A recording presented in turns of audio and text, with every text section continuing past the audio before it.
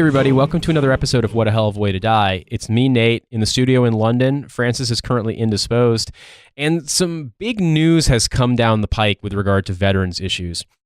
Obviously, you've probably noticed the news about former U.S. Army Lieutenant Michael Behenna getting a presidential pardon from President Trump. He was convicted of murder in, basically it was a shooting in Iraq in which he murdered a detainee.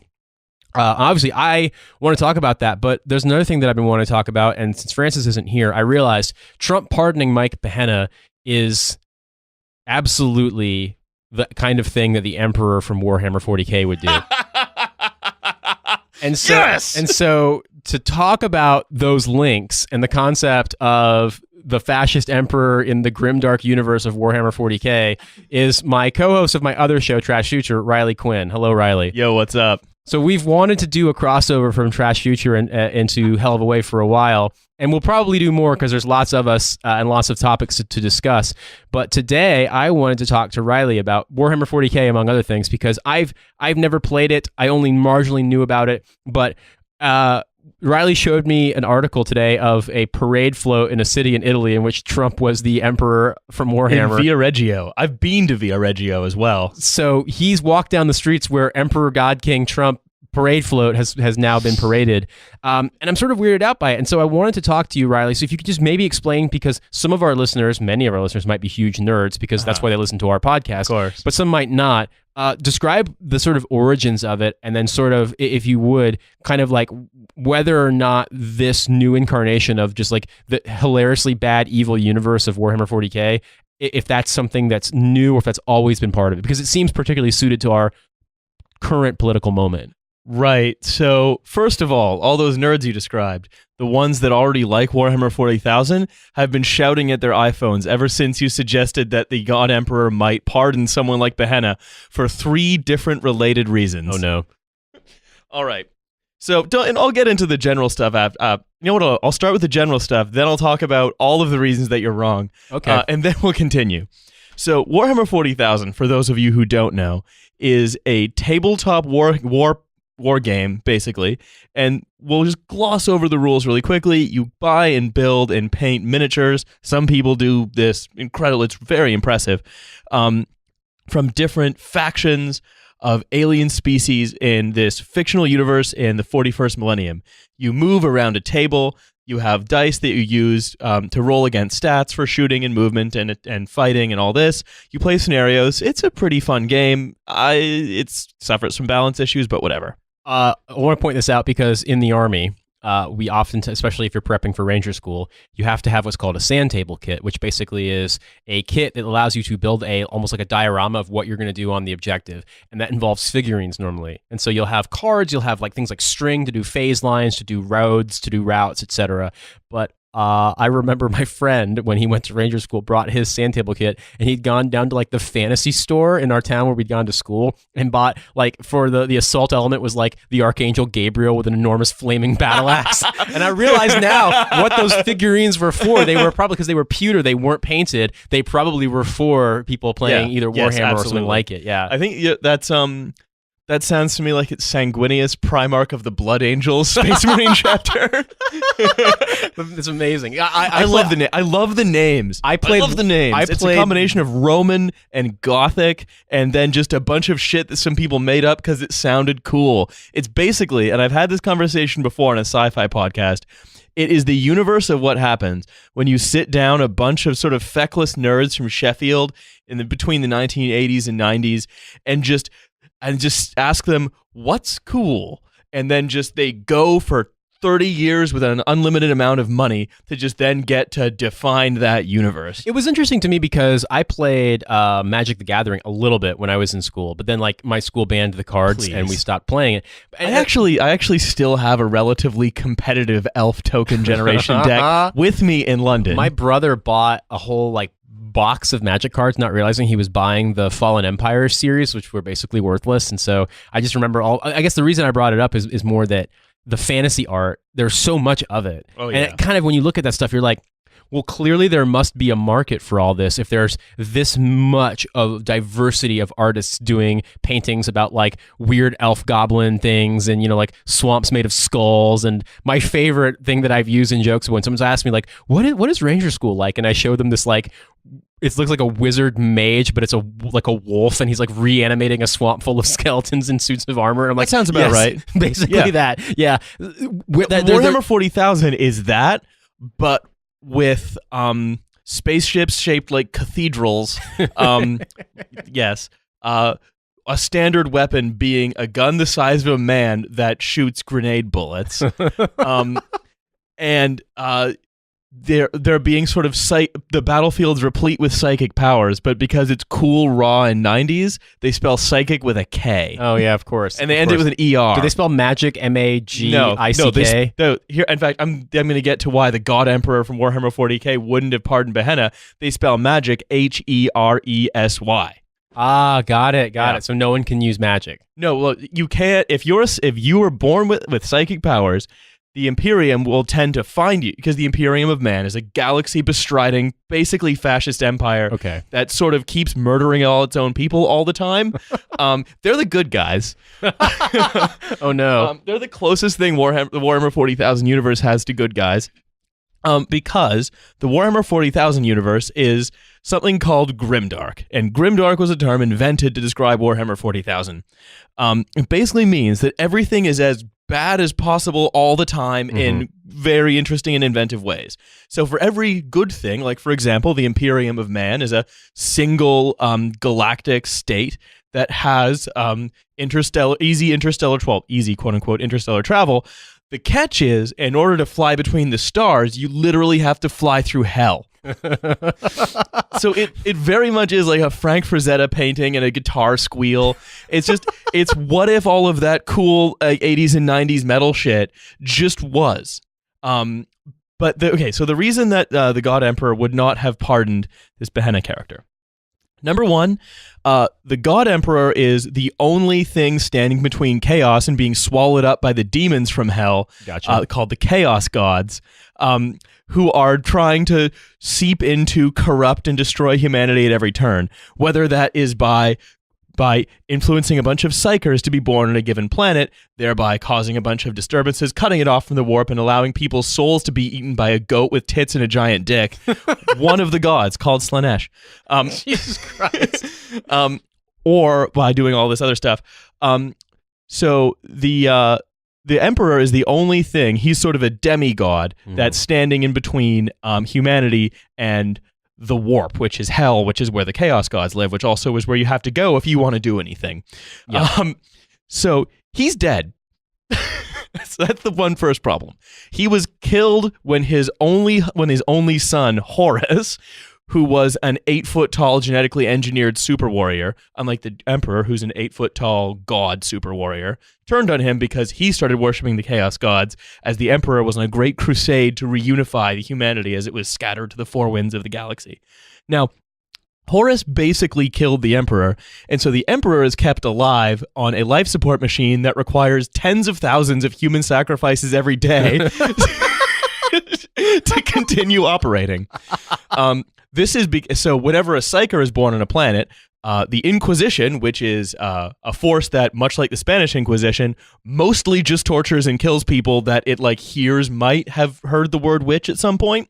Gotcha. Remember, these are the good guys. They find psykers that are born on planets, abduct them.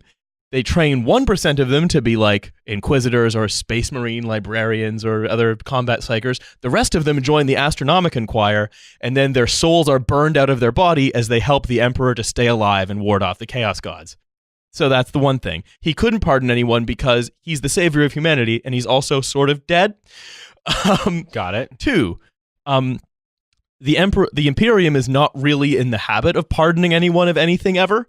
For one of the main roles in the Imperial Army, the Imperial Commissar, is someone who's just sort of there to shoot you if you sort of think of breaking the rules of engagement. They do a lot of summary executions.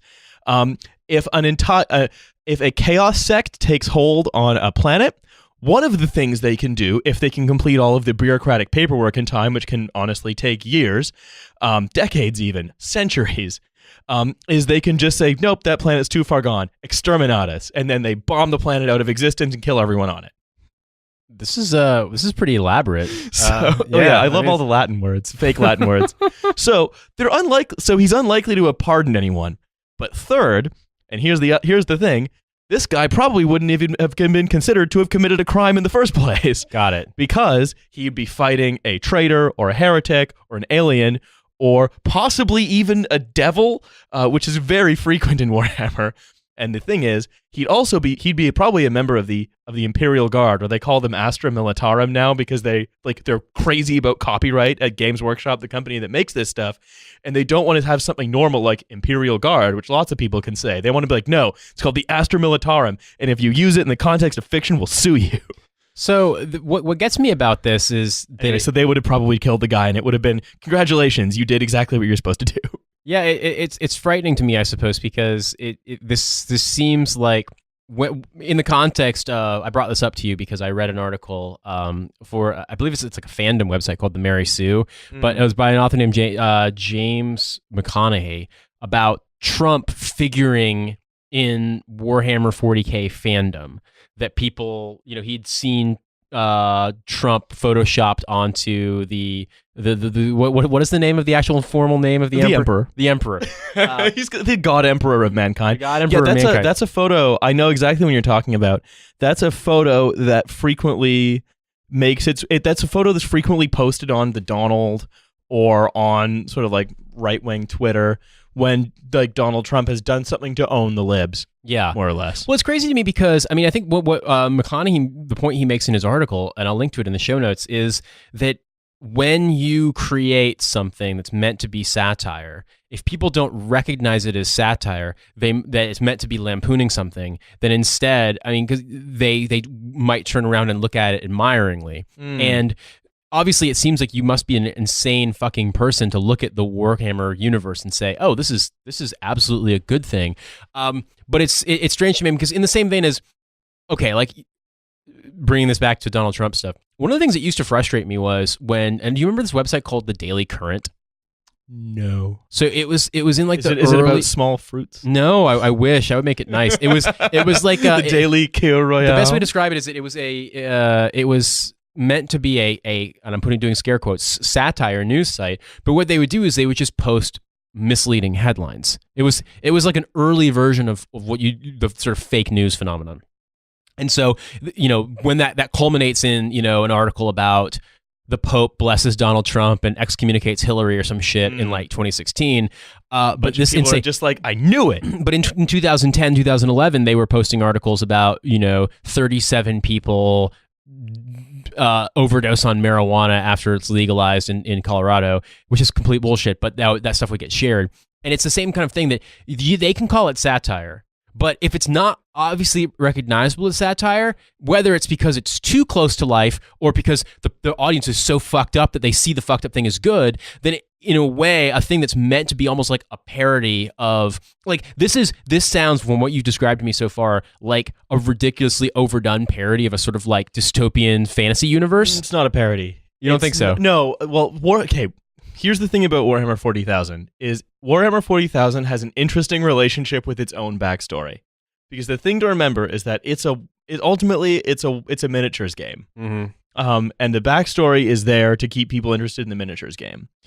Now, I have my own. The backstory was basically, it's less a satire and it's more of, I think, a sort of decades-long process of one-upmanship between a bunch of sort of benign dorks. So basically, before the podcasting era, they had to do something, and so instead they played board games. Because I mean, I've never. Yeah.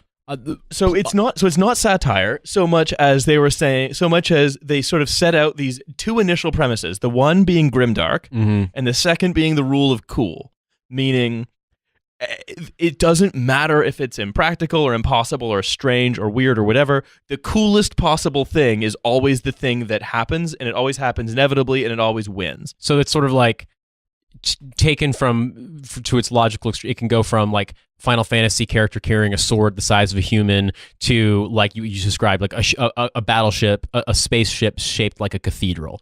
But not just like a cathedral, like 10,000 planet-sized cathedrals welded together that shoots a cannon the size of a sun, because that's what they do. That's what they have, the idea of. So the idea is everything is bigger and better and cooler and darker and crazier.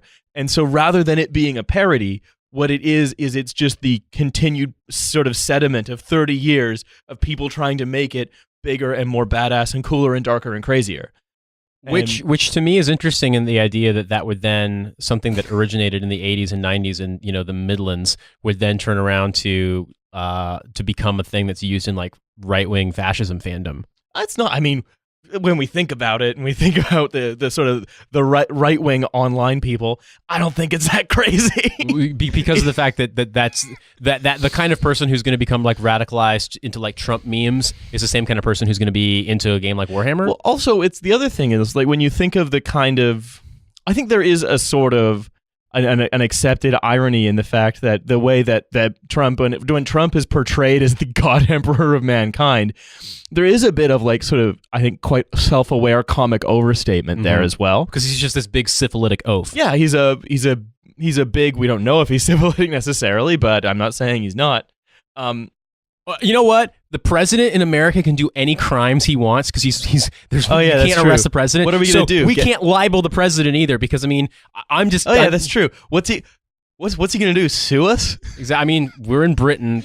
We're protected by the special damn relationship. Also, I feel like we can... it's only fair... It would only be good. It's only fair that we can libel President Trump because then he has to prove himself in court that he's not the emperor from Warhammer 40K, and I want to see that trial. But also, I mean, like, hey, it's a small price to pay for being able to do unlimited crimes because the Constitution is amazing. Yeah. Well, look, so, anyway, So with the relationship of Trump to the image of the God Emperor is, I think it's complicated, much like many of these things are when you dive below the surface, and profoundly stupid as well.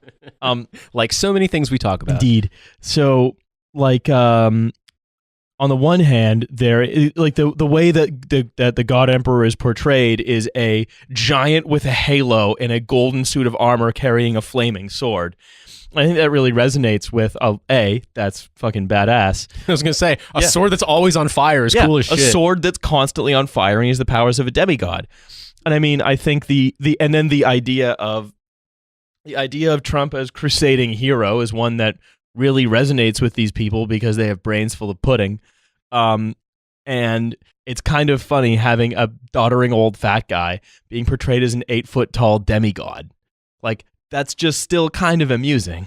Well, yeah, too. And I guess when I look at it, I think about online fandom culture and the sort of the thrill of getting the joke, the thrill of being in on the joke. And if you see something like if we see a meme about Trump making fun of Trump or some shit that speaks to our I report it to the police. Exactly. I say it's fake news and I report it to prevent. Yeah. I respond with the picture of Trump as the God Emperor, but mostly because I like the pauldrons. Well, I guess my take is that it makes sense that there's a thrill of recognition that comes from getting a joke, and that if you're somebody who's like a right-winger online, just in the same vein as when I see a leftist meme that makes reference to a pop culture thing that I know, which gets lesser and lesser as time goes on because I'm old. I can imagine it's the same sort of thing amongst these online communities of reactionaries. That it's not necessarily that they're looking at it and saying, "Oh yeah, Trump absolutely does correspond to the Warhammer universe." It's just a cool joke, and that it's shit that they're into. Yeah, it's also, like I said, it's funny. So, do you think that board games, tabletop games, that kind of fantasy online or fantasy community in general is prone to this kind of reaction? This kind of sentiment? That's a big question with a lot of answers. Because I think about video games, and I don't think that 20 years ago, 25 years ago, when I was really into video games, I was a kid, but even as a teenager, I would have predicted that the Really? You didn't see the fascist themes in Pong? I'm not that old. No, I didn't see the fascist themes in Final Fantasy VII. I was just too busy crying that Eris died. Yeah. No, the thing is, I didn't see the idea that once you got to the point where gamers could communicate as easily as they do today, that it would go so hard misogynistic. But then I imagine my wife, who was like one of her exes played Warhammer, she probably wouldn't be surprised by it. Well, the thing about, and I say this as someone who is a member of several nerd subcultures. I'm affiliated. I'm interested. Is that a curatorial subculture? Because that's what these are. They're curatorial. Mm-hmm. They're based around constructing your identity about stuff you receive from a set of designated producers, whether that's Games Workshop or Wizards of the Coast or Ubisoft or what the fuck ever. That is, your identity is based around a mix of consuming those things.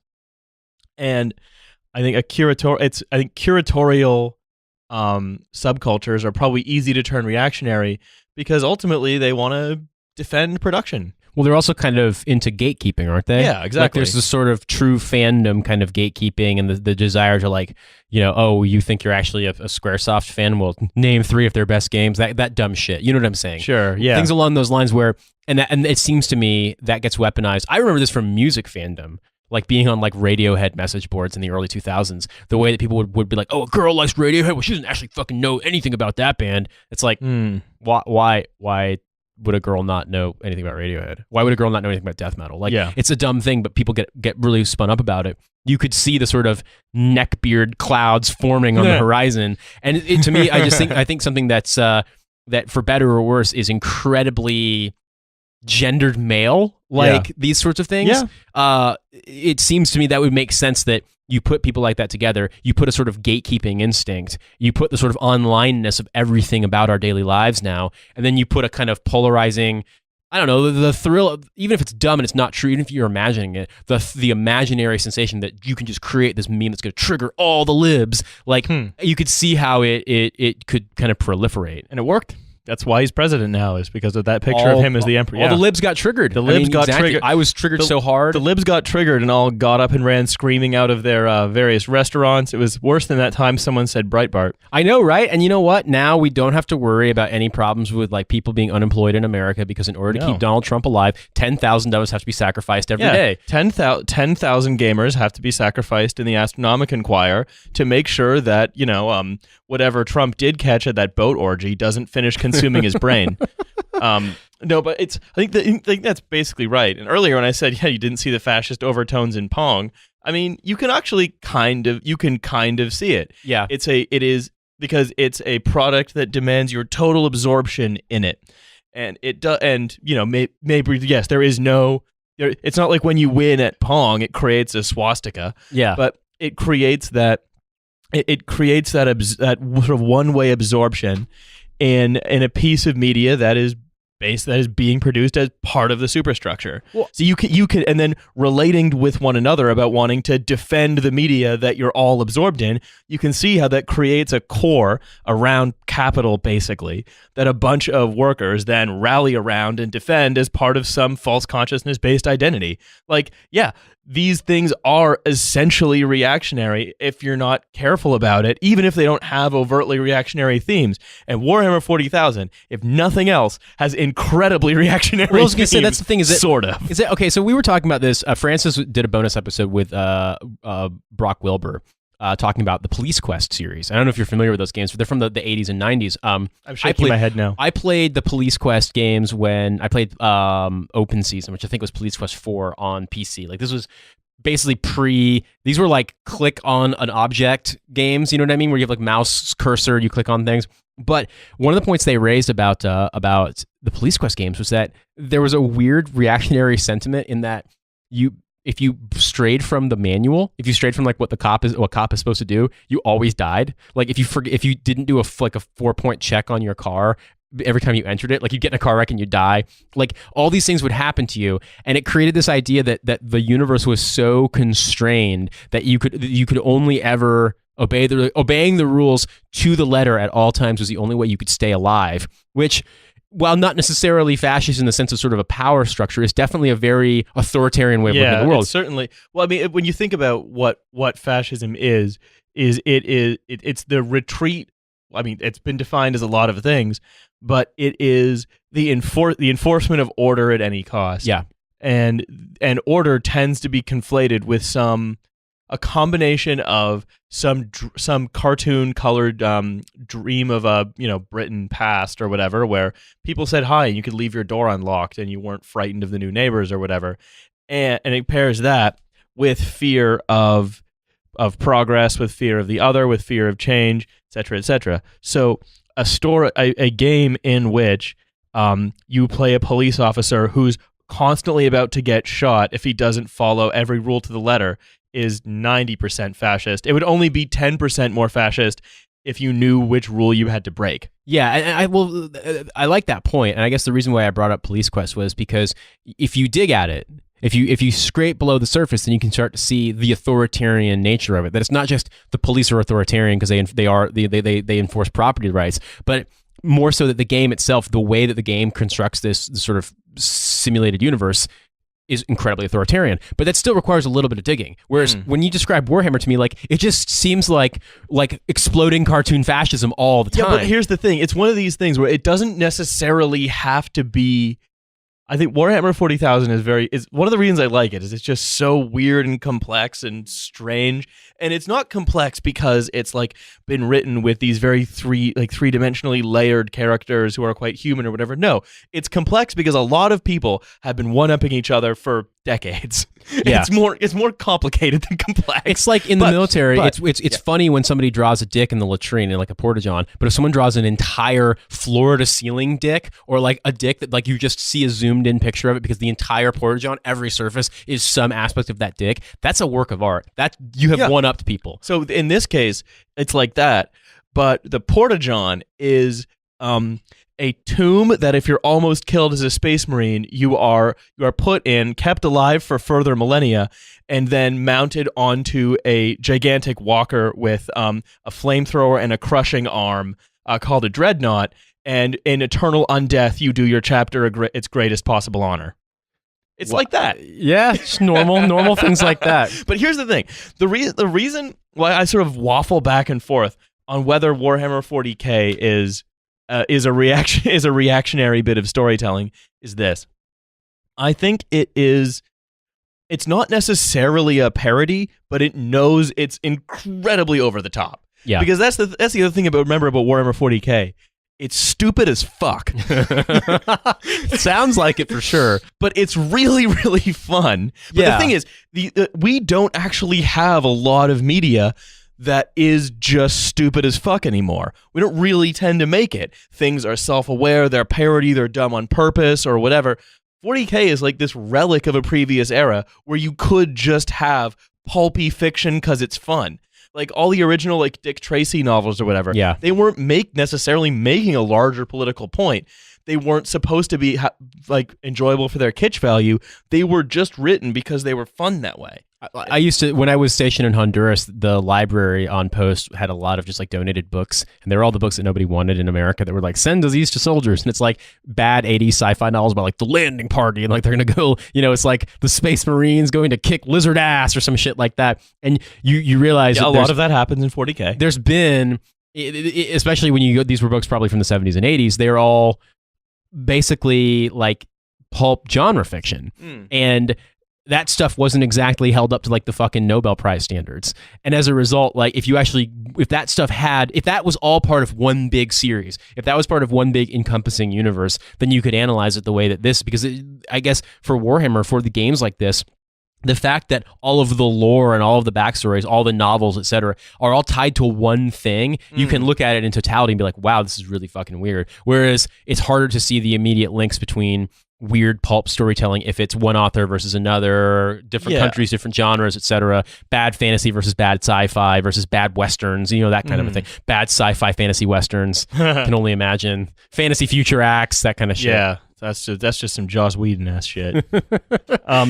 Well, look, I think the thing to remember is that this is one of those things where it can be. I think there's nothing. I don't think there is actually anything essentially reactionary about the Warhammer universe, except its curatorial nature, the curatorial nature of its fandom. The fact that by being incredibly complex and, let's be honest, deeply unpleasant, I think it is an example of a thing that can be used by the worst elements of its fandom to be a bit of an in-group signal of, yeah, no, girls would like this, etc. Which might be true, but I mean, it's not true. There are girls who like Warhammer. I'm sure there's plenty of women fans. I'm sure there are tons of girls who like Warhammer. If you're a girl who likes Warhammer, sound off in the comments. DM Riley.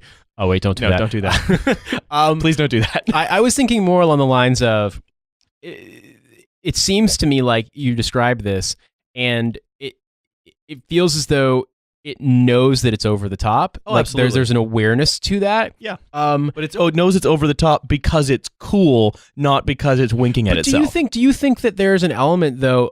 Because I mean, obviously, there's been a crossover to some sort of alt-right fandom. Do you think that some of that is because like the grimdark aspect makes it so that if you're a fan of just stories about abject cruelty, you'll find it in this universe? I think it's kind of the same thing as, you know, how they all misinterpret Starship Troopers. And this for a context of American fans, I don't know if they know this. The the classical liberal party in the UK, UKIP, or the UK Independence Party, that now has two guys who I don't know, I guess do like. You're talking like Sargon of Akkad and people like that? Yeah, like what are they? They're basically YouTubers. Like they're right-wing YouTubers. They're like evil, but they're fucking stupid. They look like sort of evil hypnotists. And what they do is they really love the movie Starship Troopers, and so their vision of Britain is that service guarantees citizenship, i.e., let's have a society like Starship Troopers, i.e., the one that was created to parody what kind of art a fascist society would make. But that's because they're really, really, really, really stupid. Yeah. And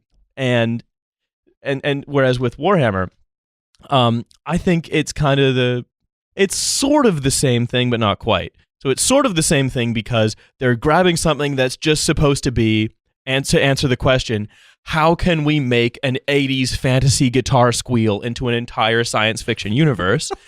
And Ronnie James Dio movie, like music videos made into an entire board game. Yes. You laugh, but yes. Have you ever seen I can't remember what there's a Ronnie James Dio song, and the video is like fantasy demon knight shit, just like stomping around. It's that, but in space and with guns. Yeah.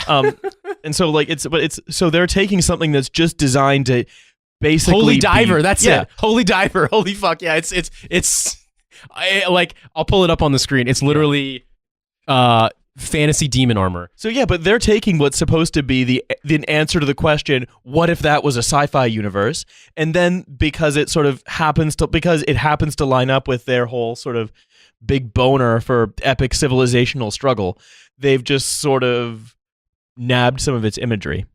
Yeah, so we've got Holy Diver, the cover of Ronnie James Dio's Holy Diver up on the screen, and it's a demon knight over a horrible fantasy landscape, whipping a chain at a drowning person. It's Warhammer. Yeah, this is Warhammer. I think this is from like the early 80s or late 70s. So yeah, it's that aesthetic. They just carried it on. So like because the game was born out of a board game called Space Hulk, which was basically like the thing about Games Workshop is that they've just taken all of their favorite fantasy and sci-fi stuff in many ways and just jammed it together. So like, for example, Space Hulk was like it was sort of like the movie Alien, where a bunch of Space Marine, and I'll describe what those are in a moment, because they're not what you think. There are the Space Marines, or the Adeptus Astartes. Oh Jesus! If you have a Latin degree, you can get a job. No, Warhammer this stuff. Is just made up. This is made up Latin. It means made up Latin because it sounds more important. Again, remember, it's Warhammer 40,000, not Oxford. All right.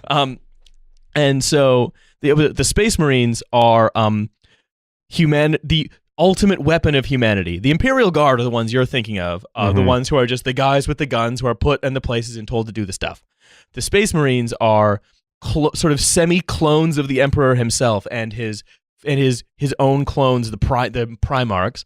They are, again, genetically modified super warriors in power armor who have like an additional 6 hearts. Some have latent psychic powers. It's just fucking guitar solos have to start happening. They wear gigantic runic power armor. They're also kind of monks, in that frequently they will walk into battle bareheaded, but with armor that surrounds them about sort of this twice their own genetically modified huge size, covered in pages of sort of holy books of the Imperium, chanting devotions to the Emperor while systematically killing hundreds of enemies by themselves. They are essentially the opposite of the guys from Aliens. They are more or less, again, answering the question, what would the coolest possible super soldier be if he was also a sort of like gigantic priest?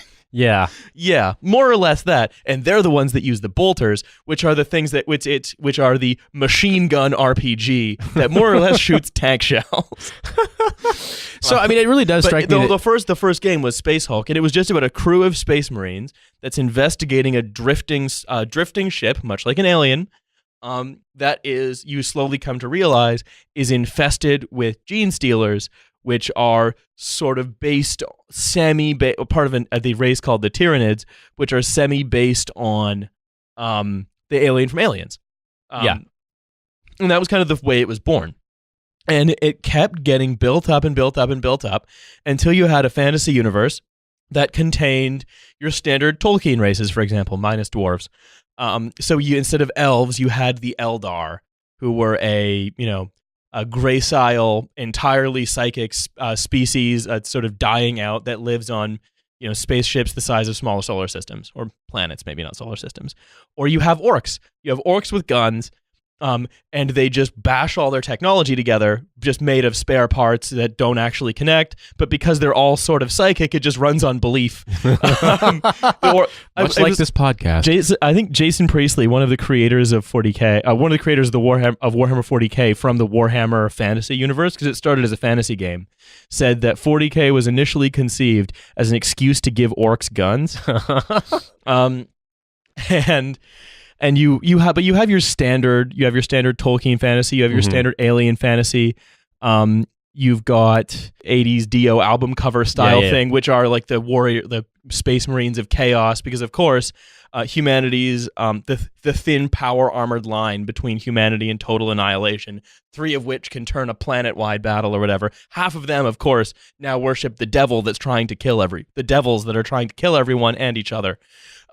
Obviously, because it couldn't go well. It's extremely normal. However, one of their main weapons is a sword, but rather than like a flaming sword, it's a chainsaw sword. That's one of the most common weapons in the Warhammer 40,000 universe, is a sword that's a chainsaw. It makes no sense. It would never work. It would break immediately. But it's rocks, so it just works. So I was thinking about this, and this is before my time. It's definitely before your time.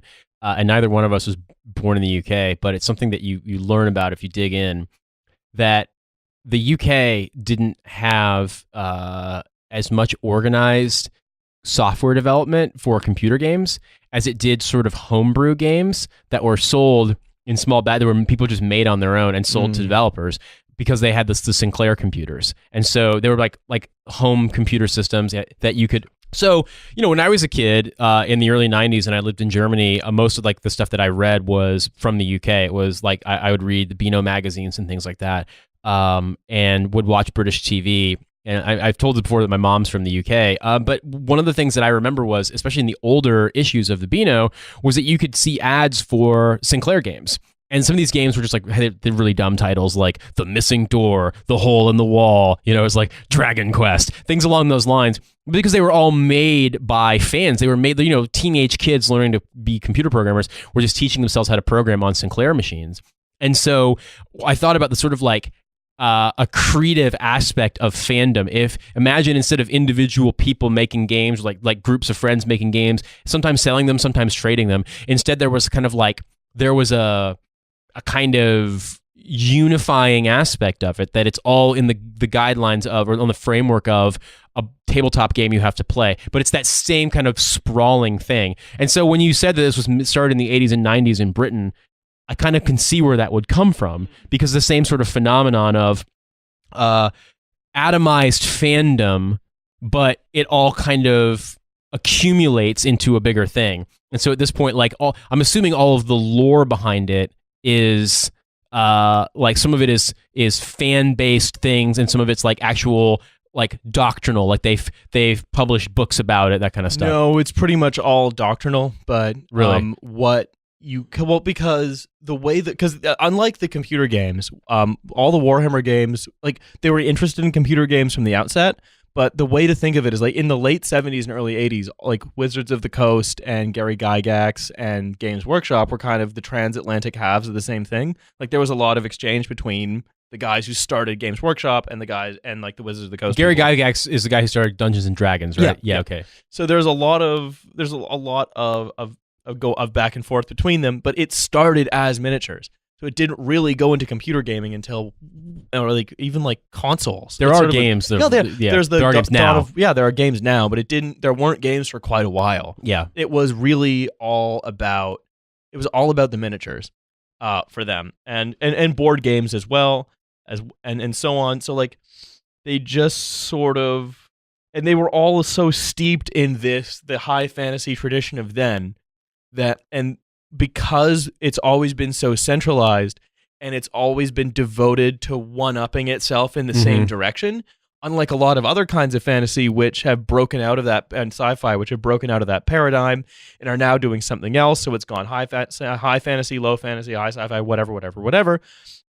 It's like this weird outlier that just has completely stayed in that paradigm. Yeah. Because a lot of the same people are working on it as well. Like the same people who are writing the codexes, which are like the supplementary rule books for each army, because like there's the big rule book, and you get your army, and then you have your supplementary rule book, which like has your list and its abilities and all this stuff.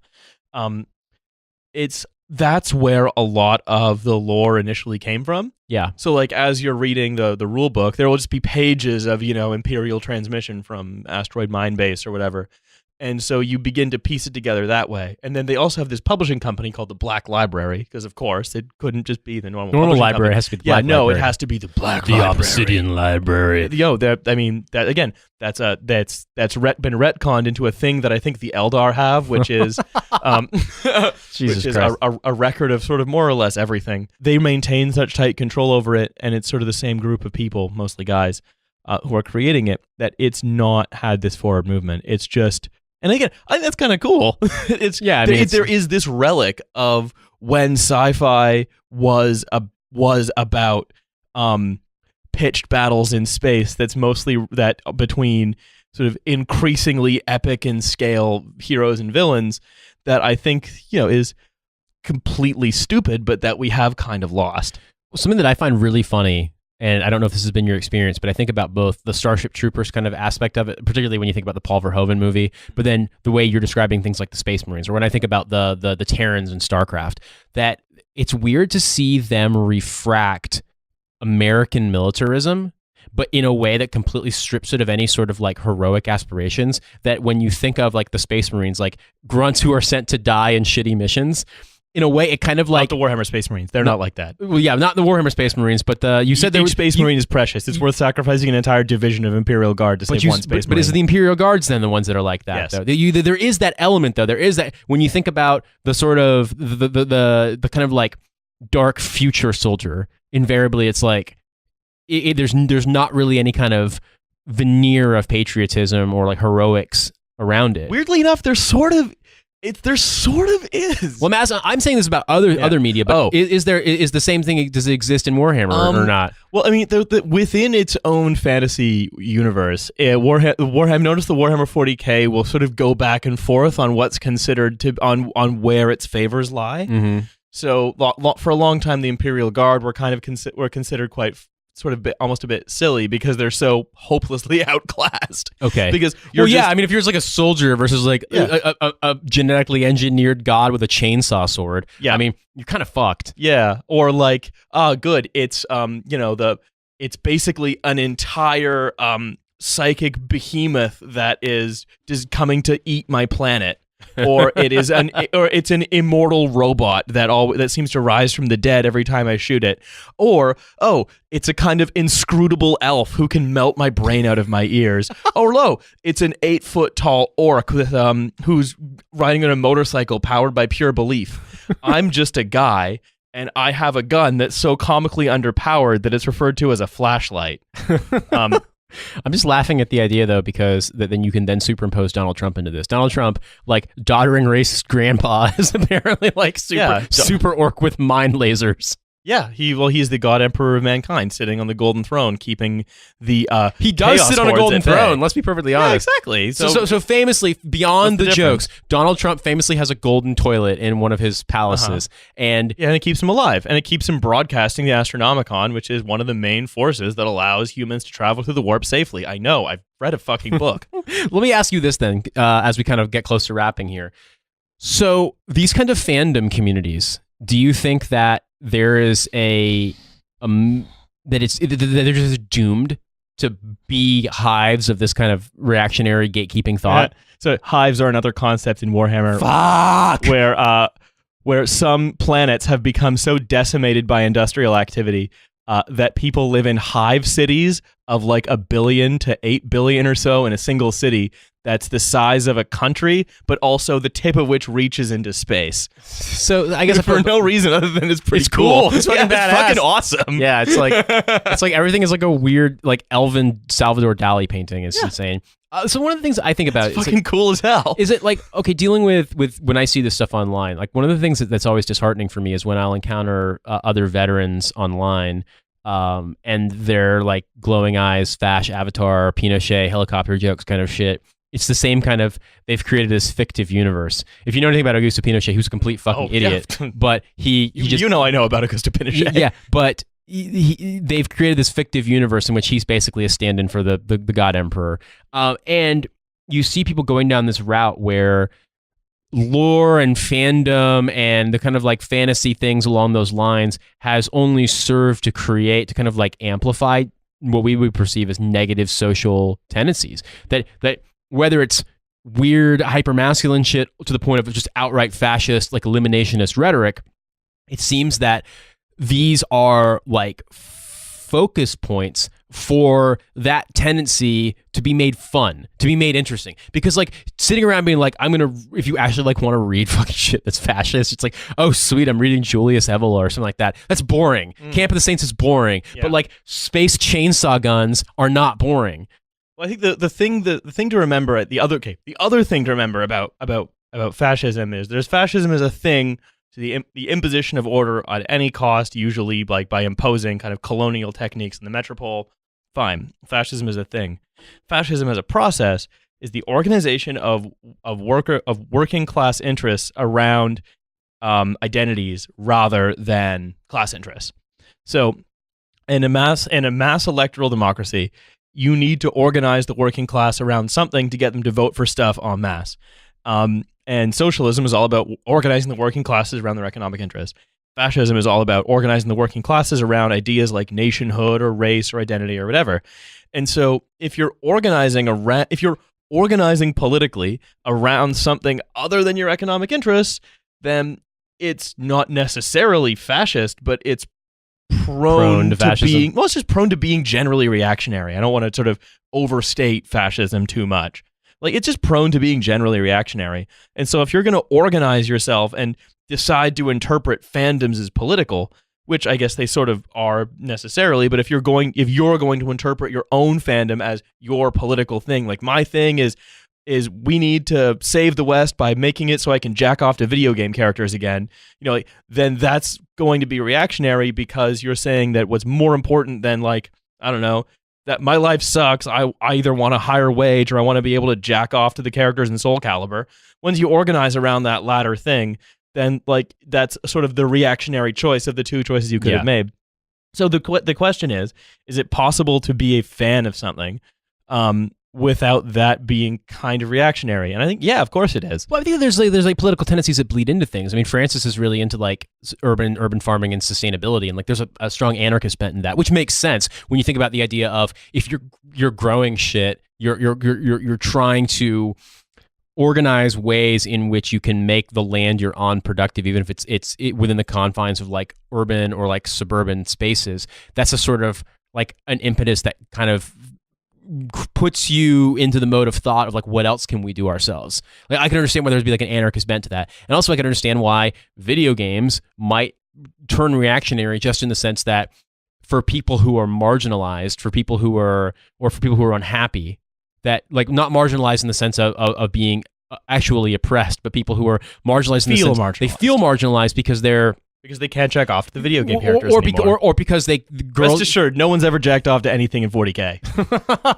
I'm sure that someone will jump in our mentions and say they have. But don't do that. I'm not interested in hearing if you've jacked off to 40K. But the thing about it is that it's strange to me how a thing that's meant to be ridiculously over the top and badass, I guess it's predictable, but it's also sad to see the kind of grotesque over the topness almost sort of like weaponized as a means of like organizing reactionary or right-wing people. And that's weird. And I don't necessarily think that's wholesale happening. People wouldn't be doing this shit around Donald Trump if there wasn't a certain degree of that, because no one would recognize it. Yeah, because at some point Donald Trump is the God Emperor, goes from being a joke to being like a little bit real. Yeah. Okay, well, then all we need to do is, I don't know, leftists of London start playing Warhammer 40K together. I don't know, that involves being in person. That is something that makes me laugh too, is that the old-fashioned side of it is that you have to be in person to do this stuff. You have to like be together to play. But in the old days, you have to meet together to play in person. Yes. But like, also, I think a lot of people also just like it for its insane story. So there are also a lot of people just posting on message boards. But honestly, like, I think it's easy to overstate the amount of fashy shit that goes on in the 40K fandom community. Really? I think yeah, it's easy to overstate it. I think its imagery is rife for use in if you want to refer, because if you're going to venerate a leader, I mean, its imagery is right there. Yeah, I can see that. So sort of like right wing people apportioning it, like they're not fans, but like maybe they are. If you see like, you know, elf, wolf, mage casting spells, destroying cities, like in a painting, that could be reused in a meme somewhere. Yeah, absolutely. But I think that and maybe this is because it's not as big as gaming, or because of its more in-person elements, but like, I haven't noticed as much of an overtly reactionary bent. It's almost like, in some ways, 40K is like the fandom that time forgot a little bit. And that like we've never had like a Gamergate, for example. Like it just hasn't really happened. Because everyone has to admit they're a fan. You have to like come out of the closet as a Warhammer 40K fan. Well, look, I mean, I think it's something that we should be careful. We should just be careful not to overstate. Well, be careful. Who gives a shit? Don't be careful of anything. But it's not worth overstating how fashy the fandom is. I think it's worth remembering that fandoms lend themselves to reactionary tendencies. But that this one, again, unless I'm missing something, it seems more or less like, aside from just the usual problems of fandoms, sort of more or less okay, especially compared to like gaming. Yeah, for sure. Well, this has been an interesting discussion. I've definitely opened my eyes to the length, the depth, the breadth of this universe. It's pretty intense. We didn't even talk about the real... Look, I am ready always to talk about Warhammer 40,000 in any scenario ever. The more we talk about the stuff in the Warhammer 40,000 universe and the less we talk about the significance of Warhammer 40,000, the better. I just want to have a conversation about what happens to Eldar Wraithstones. I'm just... when I think about that drill tweet about like, listen up, nerd, you can't lift weights on that machine unless you have the corresponding runestone. This is Hell Gym. Like... It seems like Hell Gym would be a thing in Warhammer 40,000. Yeah, that was probably a planet that was taken over by Abaddon the Despoiler, you know? Fuck's sake. Well, Riley, I figured... Oh, so yes, there is Hell Gym. There is Hell Gym.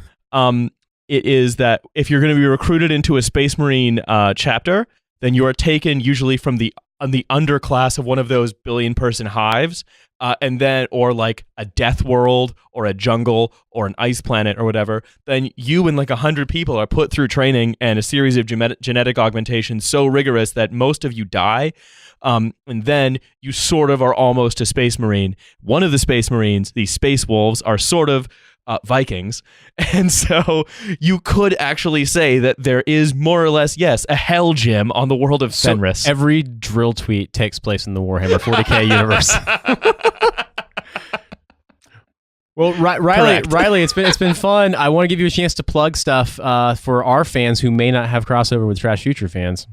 So, Nate and I are 50% of the Trashfuture Podcast, the podcast about how everything is terrible now and how we should probably do communism so our lives suck marginally less. But we also do the really critical work of examining, like doing close reads of tech startups, their terrible verbiage, and just like the general awfulness of this mentality that tech is going to save us. We are a mirror image to the utopianism of, say, the early part of this decade, which most people have now realized is bullshit.